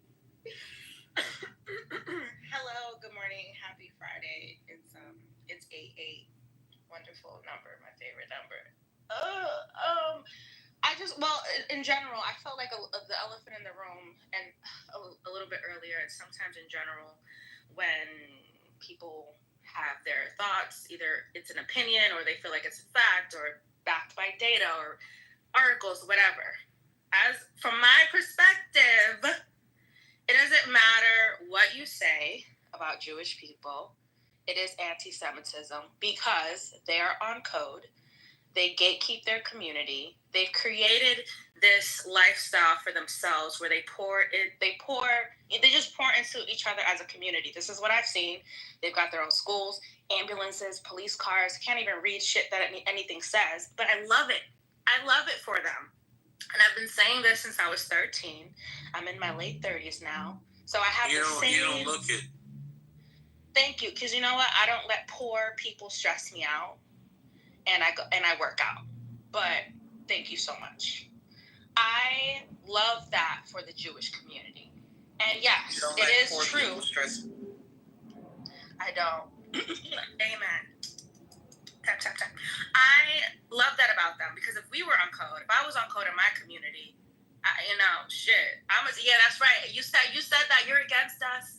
We don't like whatever because that's how, low key, that's how it should be. It doesn't personally bother me. Is there a chance that someone's saying something out of lack of knowledge, which is ignorance? Yes. I wanted to convert to be Jewish because I'm like, shit, well, no one fucks with me over here. Everything is scarcity mindset competition. Let me go where they got their own stuff. But I love Jesus. Do they not love? I don't know. Do they love Jesus? I don't know. That's an ignorant statement. I don't know. It's a lack of knowledge. So it's a balancing scale. When you have in our land, when you have one theory or mindset behind the Jewish community, this culture, they were slaves for thousands and thousands and thousands and thousands of years. My God, what? Let my people go. I remember that song. Mariah Carey and Whitney Houston were singing it or something about Jews and what? Moses? Anyway. So you can't just come for people like that. I think the Black community and the Spanish community, whoever, Asians got Asian hate, people need to be more on code. I don't think it'll happen.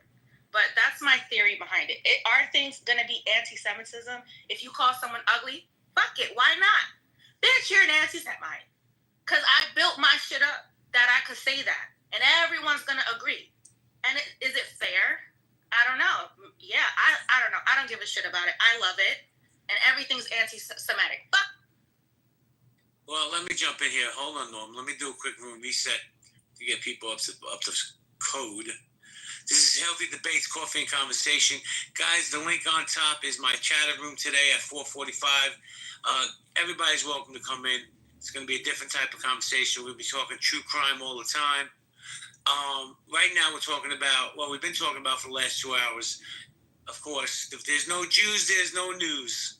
So we're talking about Jews. We're talking about Jews in America, Jews in Israel. We're talking about the situation over in Gaza. If you have a pink ticket, Albert, cash in your ticket. Let's see who else has tickets. Megan, cash in your ticket. Wendy, cash in your ticket. We got some superstars in the room. We got Rohan. Rohan, I invited you up. We got Uncle Steve. We got Regan. We got Casey. Guys, if you want to come, we got Saturn. We got Yoev. Y'all is here representing Canada, Manitoba. So, guys, we're going to go popcorn style. All I say is there's a one mic policy. Respect it. Attack the point, not the person. Try that for once. KB, No, man, am I you try allowed to to say, KB, really quickly, am I allowed to say, I agree with Trillian's point about the Jewish community being on code. So am I allowed to say that I wish my people, and I love black folks, that we were more on code like the Jews? No, because there's wait a second. Hold on. Let me. Anti-Semitic if I say that, because I don't think it's anti-Semitic, but Nye, when you say on code, what does on code mean to you? Well, let me just get. I don't mean to center Norm, but let me just use Norm as an example because I think he's the perfect example. When we have these conversations, which I tend to stay out of, okay. Norm defends his culture. Norm defends his people.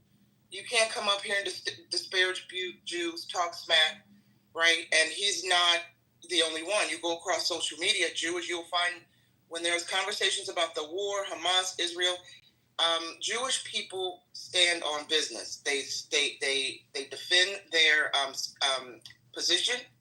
They don't let you talk smack about Jewish people, even if they oftentimes might agree with some of the, for lack of a better word, anti-Zionist rhetoric. They're not going to put their people down, right? They might touch on it a minute, but they're going to keep it. They're going to keep it cute or put it on mute. And so I find, on any given day, you won't open up this app and find Jewish people slamming Jewish people, at least not on my album. Well, because you know why, Nye? And you're not throwing me up. Let's have the conversation. And I'll keep it real. Rolo down in the VIP section, that's my dude right there. Both of us are Jews. We had a big disagreement, but nobody knew about it because we didn't do it in public. Right. So I think that's where it starts. Like, you keep your in-house stuff in-house. Exactly. On this app, I can't speak about it in real life. I don't know if other communities keep it in-house. They love to blast their news all over the news. Well, yeah, that's my point. You won't find Jewish people opening up spaces where they're slamming other Jews. I don't see spaces across social media where Jewish men post spaces where they're slamming their Jewish mothers or wives or putting Jewish women down in general. If they feel that way, it seems to me like you just noted they keep it private. So that's why I say I wish our community was more on code. Look at the communities. I think I've heard Norm say, and I even saw a documentary about this. They have their own police system, ambulance, et cetera, schools. And to Rachel's point earlier, when she was saying black people as a whole, we don't sit around talking about Jews. I know, JB, you mentioned your experience in New York, but black people as a whole, we're not anti-Semitic. You won't go into an average black household and hear black people slamming Jewish people, say it's, even weighing in on this war because it's not our business, it's not our fight. We'll sit and listen and learn curiously like I do on this app. And to Sid's point, I too have said, this is why I don't really engage, because when you say things like, okay, what about the women and the children? Why are they being bombed? Can we have sympathy and heart for the women and children? And you get pushed back that they're Hamas and they're terrorists too. And I'm like, but the babies. Well, that's a mischaracterization. Zach, hold on. Everybody hold on. Because Nye doesn't really speak much, especially on these topics. No, I didn't mean to interrupt. I'm happy to continue this. Hold on, Zach, I'm going to kick you out and block you, man. I'm trying to give you grace. Show me the same grace. Oh, that's the... Hold on, Rachel. Rachel, hold on a second. So Nye, I'm going to do something, right? I'm going to publicly apologize to Rolo. He's my friend. And we said things to each other that we shouldn't have said.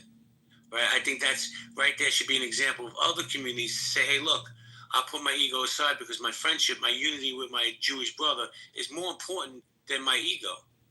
Do you think other communities have the ability to publicly apologize to each other, have dialogue, and come to a common ground of forgiveness? Yeah, Italians do, like me. That's funny, Rick, because I didn't know your name was Nye. I was asking Nye. Oh, I thought you were asking him too. Do I say that again? Do I think other communities can forgive each other? Yeah, I think in order to repair the communities have to forgive themselves. That's my opinion. Yeah. Well, and in my community, this is just my opinion, black folks, don't burn down my Starbucks. We have sympathy and forgiveness for a lot of other cultures, but not us. We will tear each other down and not speak to each other, our own friends, our own family members. We have grace and forgiveness for everyone else, but oftentimes not our own people. And so why do you think? Why do you think that is? Because a lot of us are anti-black. We hate blackness. We hate the image of blackness. We hate, I know my people always like to go back to slavery and colonization and Jim Crow to justify the black mind state in 2025. So let me get in my TARDIS and try. Can you hear me? Hopefully you can hear me. Shout out Doctor Who. I heard that time. Right? So let me travel back in time and blame slavery, because we like to blame slavery and Jim Crow and Willie Lynch letters for our piss poor black mindset today and why we don't get along. So I would have if I have to blame it on anything, I guess it's this so-called generational curse that we believe that we are existing in, that won't allow us to coexist with each other, and always shift blame on the past instead of, coexisting today and working together to solve some of our problems. We use oppression as a crutch. So I guess that's the reason. I blame it simply on anti-black. A lot of us are just anti-black. We hate ourselves. We hate blackness. And really, it doesn't have to be more complicated than that. That's just my opinion.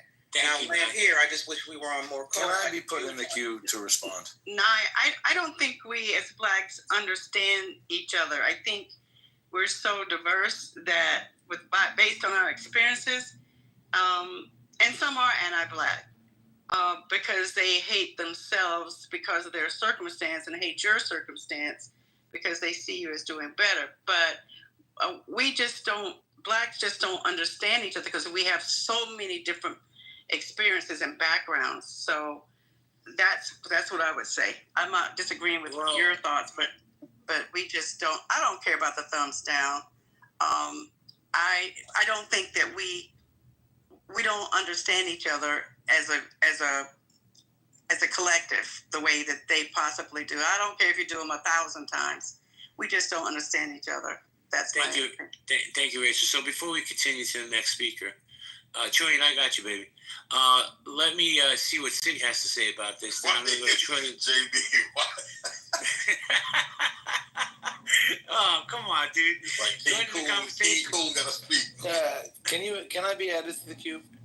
Yeah, I'm going to add you to the queue right now. Hold on, give me a second. You could be in the queue in the audience. Because I don't know what you could possibly throw into the conversation of what it means to be a black person in America. He said he wants to respond to me, JB.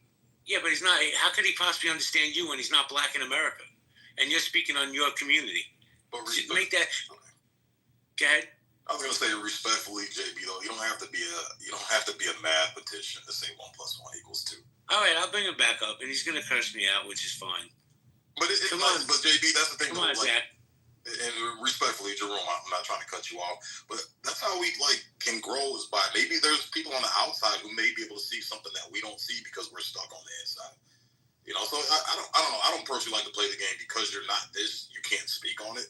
I've got a lot of insight from people who actually were looking outside the box and were able to give some insight. I wanted to respond to the part about the Jews, not the black people. My apologies, Zach. Trillian, I'm going to pass the mic to him because he has no mic control. And I don't want to. Well, no, I can wait. I can wait my turn. I want him to have a nice day. Like I say that sincerely. So, I always deal with the mentally ill first. Go ahead, Zach. To clarify, I did not mean to be thrusted to the front of the line. I'm happy to wait. But if you want me to go now, I can, but I'm also happy to wait. I am waiting on bated breath for what you're going to say. Well, all I wanted to say was the one little bit that was about Jewish people that I wanted to respond to, and I said that's a mischaracterization of the pushback, was when Nye said, what about the women and children? We're upset about the women and children, and then people say, oh, the women and children are part of Hamas. I think that that's a mischaracterization. I don't think that we're necessarily saying the women and children are part of Hamas, although it's perfectly acceptable. I mean, it's possible that adult women could be part of Hamas. That's totally within the realm of possibility. 5-year-old children probably are not part of Hamas, but I don't think we're saying the children are part of Hamas. I think we're saying that the innocent people of Gaza are being used as cannon fodder by Hamas. Hamas is purposely firing from civilian areas so that the civilian areas, they're building their tunnels underneath civilian areas, they're embedding themselves in civilian areas. So it makes it really hard to distinguish Hamas fighters from civilians. Nobody's saying the 5-year-old babies are Hamas. Basically, the 5-year-old babies are in the way of Hamas, and it's very, very, very fucked up that there's no way to get to Hamas other than bombing these babies, and that's in no way justification of bombing the babies. But I think it's not fair to say that Jews are saying the babies are Hamas. That's all I wanted to say. I'm not going to curse you out. Thank you. You're more than welcome to. I really don't care. But what I would like you to do is hit that link and come to my room tonight. So I'm gonna bring up something real quick, right? And Sig just said, I think people from outside the community could help the community and give some advice or some whatever anecdotal stuff and have the conversation. But I know Hakima disagrees with that. Good morning, Hakima. What up, Jamie? What I disagree with? That white people should be talking on black community. I didn't say that. Oh, that was the vibe I got from what you wrote. My apologies. So white... I don't want to dig into this. I don't want to make. The only thing I was saying is that how you just said that when Jewish people get into it, y'all don't air y'all business. Y'all keep that shit in the background like you should. But then when I went on to agree that that's what should be done, and she go and start talking down on black people, like for what? I'm not saying what she said is true or false, but why we can't talk about our business amongst us? Like if we want to follow the Jewish people and be like them, how about start there and let's not shit on each other on the stage full of all types of people. And when they telling you that they don't do that, they don't do that. But then we continuously do. And I don't want to argue about it. I just want to say that, but it ain't gonna help to argue about it. But can we follow that first, please? Wait, Hakima, you think I was shitting on blacks when I for myself? Yeah. Yeah, that's why. And that's why. Can I be added to the queue or go? Yeah, go ahead. Go ahead, Sig. No, go ahead, Sig. I was going to say, and that's why. Like, nothing she said was, quote unquote, shitting on the black community. What she gave was a very objective observation. And this is why blacks can't have it behind the scenes, because when we try to have it behind the scenes, it's like talking to a brick wall. The blacks that have sense and stoicism and are logical and analytical, we're trying to have a conversation with a bunch of hyper-emotional, fragile, victim mindset blacks who, just want to keep perpetuating the same shit. And like Nye said, they want to hop in their Wayback Time machine to validate their fuckery, man. So it's at this point, it's like, hey, we're gonna broadcast it, and the blacks that actually want to get on board and don't want to be victims and don't want to blame the white man and white snow and white cheddar cheese, popcorn for every little fucking thing that goes wrong in their fucking lives, we're gonna make ourselves known and say, hey, this is the logical group that actually wants to grow and build something and not just continue to be a victim and have this fucking black fragility. Thank you, Sig. Everybody hold on. I got a cue. Everybody's going to get to speak. Rick, I need you to just stand down. I've heard enough of you, to be honest. But we're going to go to Trillion, Arun, and then East. Trillion. Can you come back to me, please? You can jump in anytime you like. I just want to say really quickly, and I'll make this so quick. That's the thing. And Hakima, I love you like a brother from another mother. But I agree with Sig here. We all know as black folks, especially on this app, how we get down across social media. We tear each other apart, okay? And it's on both sides. And then when folks like me come off on a public space and call attention to it and say we got to do better, and maybe we can take cues from other communities that don't put up with that shit, then it's anti-black. We can't have these conversations behind the scenes because you're called a coon or a trumpet or a bad wench, and we can't have the conversations on public platforms in front of mixed company because the same labels get attacked and thrown at people like me or Sig who want to have these discussions. Like other communities don't see what's going on. So when would you Negroes like to have these discussions? When can we talk about this? When can we encourage each other to build black better, build up, right? When can we say, hey guys, enough is enough. Look at what these other people are doing. Maybe we can take cues from them and stop with the fuckery and the bamboozle. without being accused of attacking black folks. I love black people. I've always said, if I believe in reincarnation. If I were to die and come back tomorrow, I wouldn't want to be anything but black. But I do believe that you can be black and criticize your people because you love your people and you want to do better for your people, and it's not hatred. I'm done, JD. Thank you, Nye. We're going to go to Trillian. Did you jump in yet or no? I don't even know where to jump in the conversation. I'll just stay in the... Okay. Arun, good morning. Oh, good morning. How's it going? Going well. In terms of, the African Americans, I think, to Jews, I think it's kind of like, apples to oranges, because with Jews, you have a very ultra small, minority group, and you can also see the assimilation, to, power in terms of, maybe you could say, skin tone or color of, different people surrounding it, right? In Europe, perhaps, and sometimes, and then with black people, we're very decentralized, right? There's a lot of us. We may be a minority, but not a very small one. And we've had the integration as well as the civil rights movement and the quest to be equal. So we have that type of decentralization that we're getting over, and then we have all the way in terms of Africa, right? Slave trade, we might have been enslaved for 400 years, but Africa was only colonized for not even 110, barely even that. Like, do the math, but I just think it's completely two different groups in terms of size, math, everything. Thank you, Arun. I want to welcome Eastside to the stage. Eastside, how you doing? Good morning, my man, JP. How you doing, man? Doing fantastic. You want to chime in, sir? Yeah, I just wanted to tell Nye or NY that I agree with her with some of the points that she's made. I kind of agree with Hakima, though, that our business is always on Front Street. We should definitely have these important conversations because there's a lot of hypocritical things that I've observed throughout the years, especially as a young man. But I definitely agree that our business is always on First Street to be picked apart and observed, whether it's on online blogs or, social media or online forums. There was one time, I think, to her point about how on code the Jewish community is, I went into a Jewish space one time in New York, and I asked questions about their community.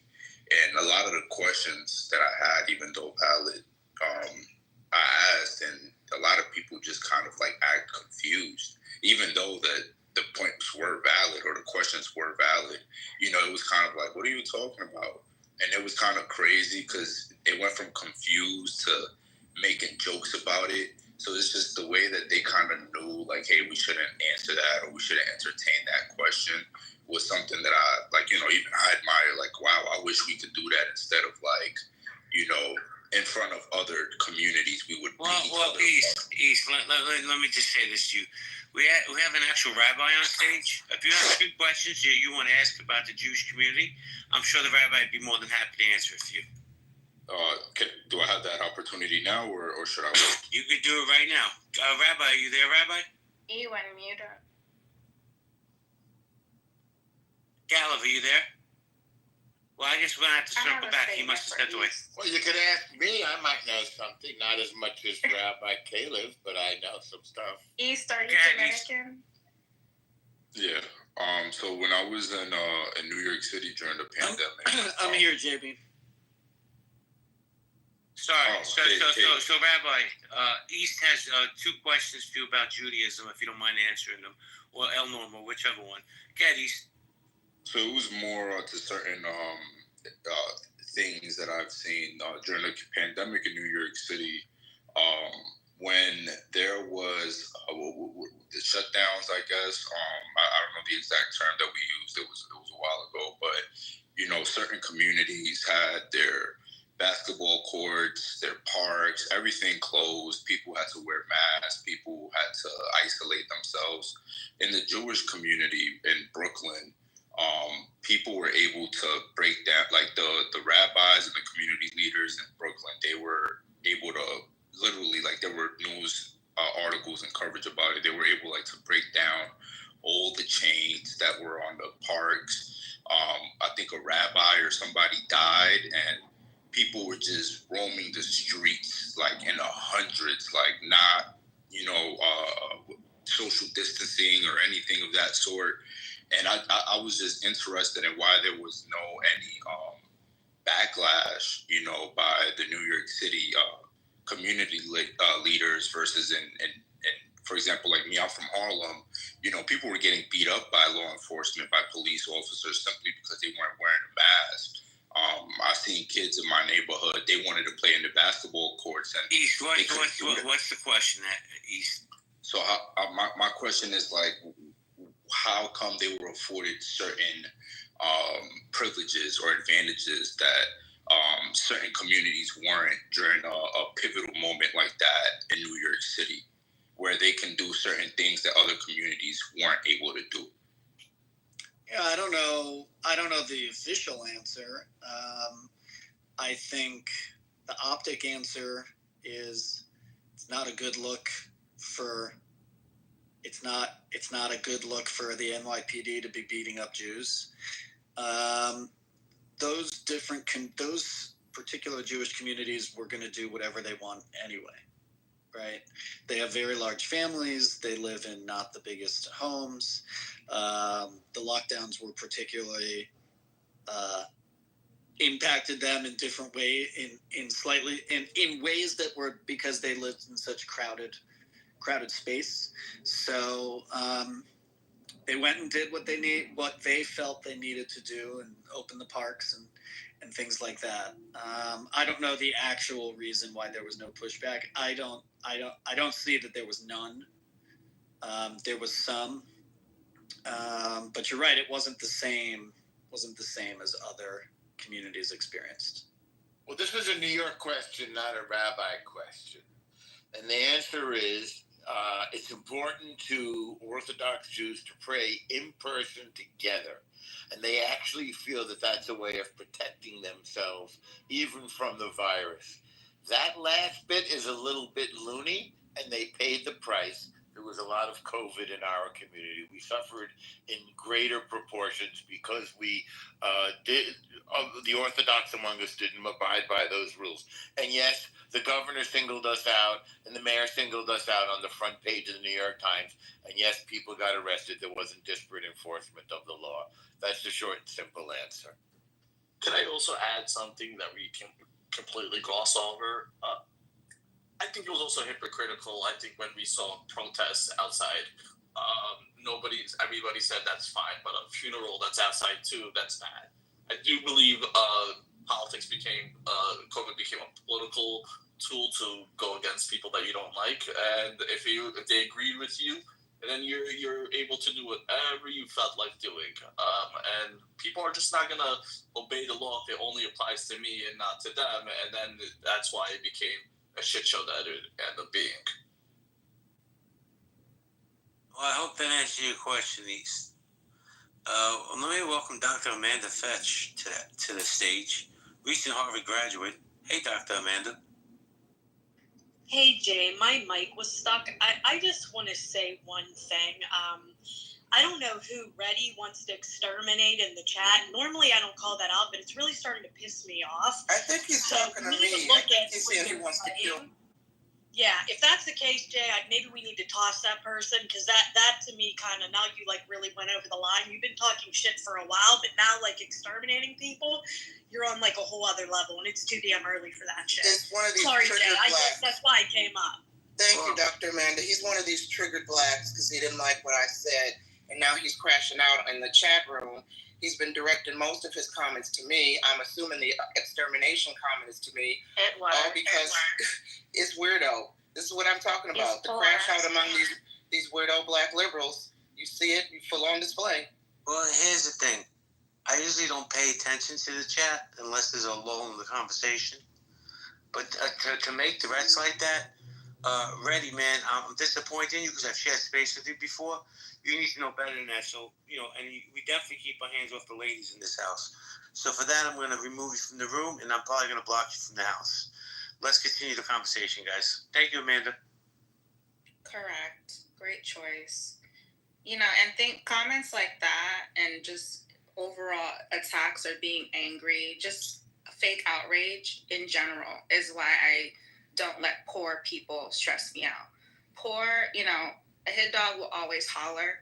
But to me, poor is so much deeper than lack of funds. It's just lack of morals, lack of integrity, lack of just being able to have a conversation, lack of seeing someone else's side, definitely passing over opportunities repeatedly, which is the acronym that I know it for. But in general, it's just an overall mindset and the way you communicate, the way you love yourself, which a lot of people don't fucking love themselves.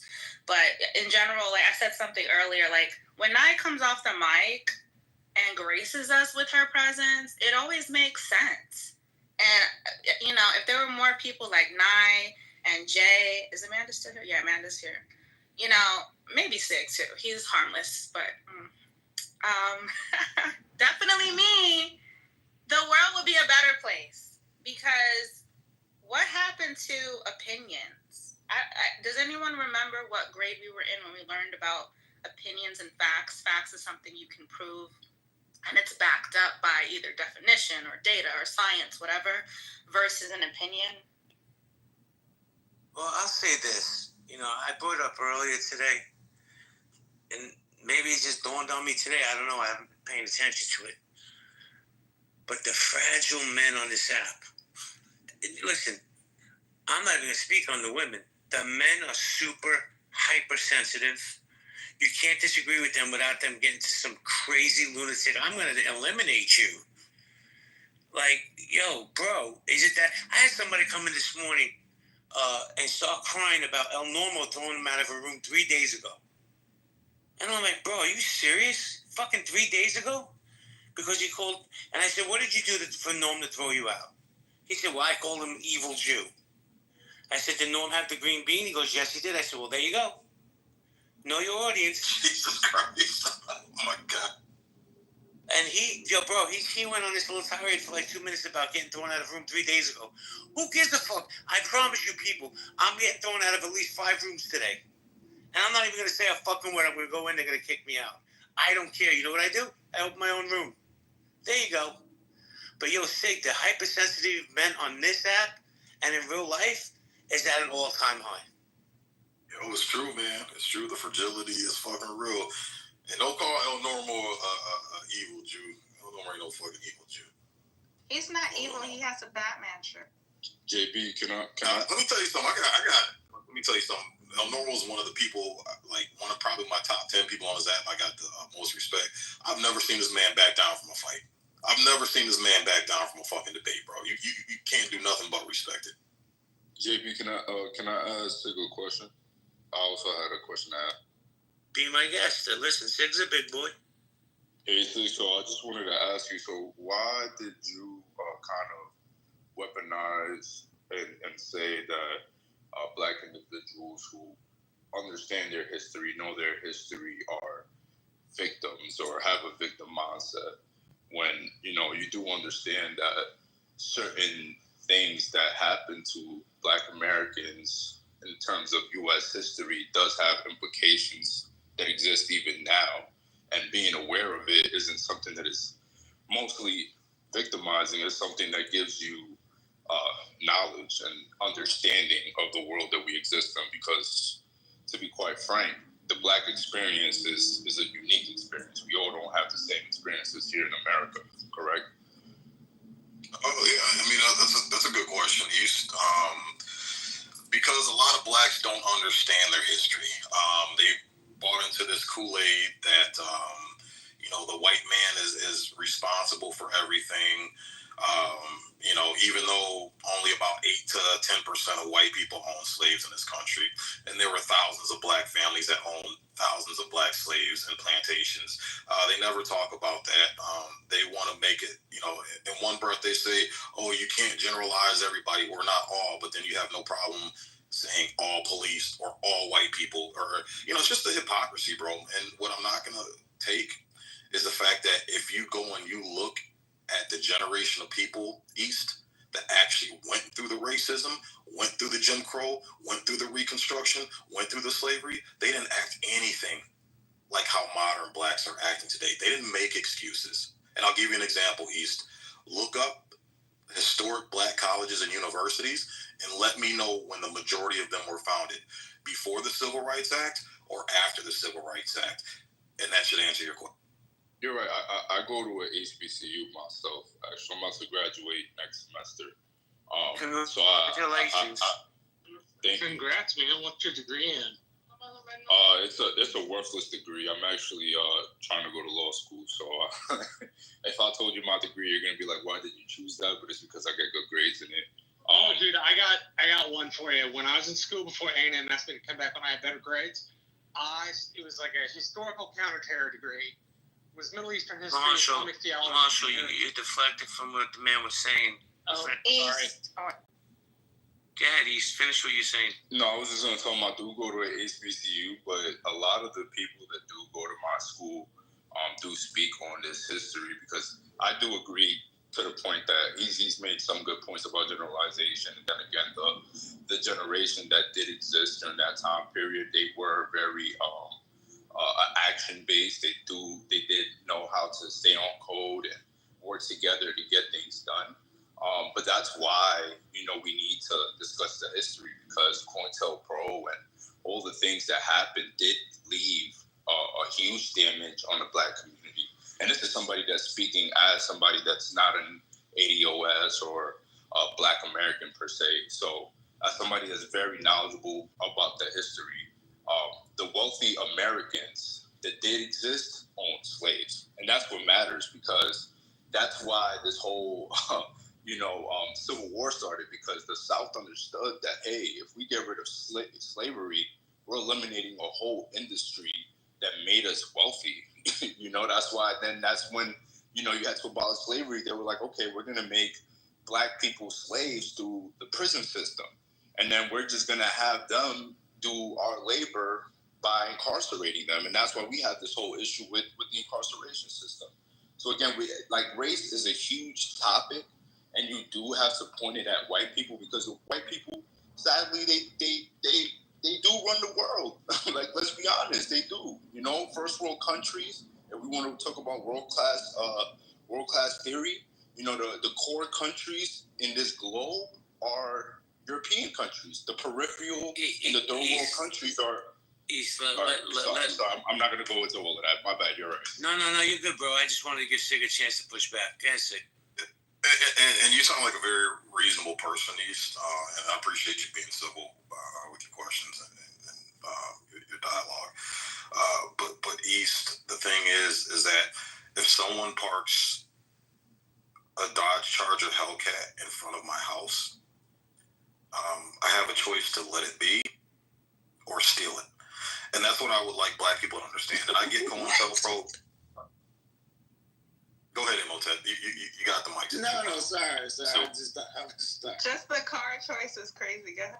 Sorry. So again, I get the drugs are dropped on our doorstep. But if you look at all these, nothing in recent times, we were grabbed by the throat and forced up against the wall, East. It's always been choice. And that's what I would like black people to understand and take accountability for, is that there's always going to be traps in life. People are always going to set up traps. Hell, there's a trap everywhere. Every time you drive down the street with predatory lending, with those payday check loan places, right? But you have a choice to understand how it works and not get involved in it, bro. The cops aren't grabbing the majority of black Americans by the throat and slapping them in handcuffs and throwing them in prison. We are actively breaking the law, and we understand what the laws are, and we still choose to throw a middle finger up.